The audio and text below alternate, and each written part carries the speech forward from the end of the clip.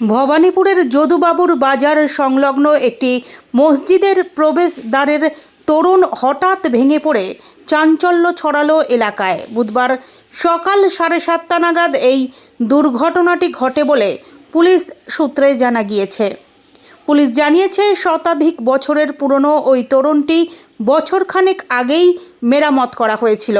এদিন সকালে আচমকাই তোরণটি হুড়মুড়িয়ে ভেঙে পড়তেই গোটা এলাকা ধুলোয় ঢেকে যায়।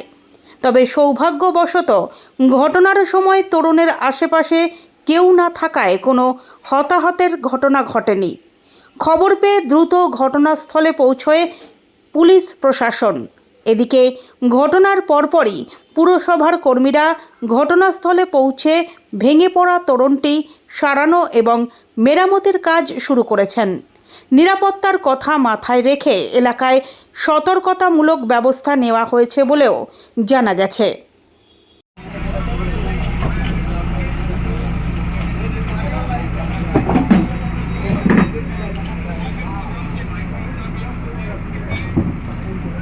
লাইভ করছে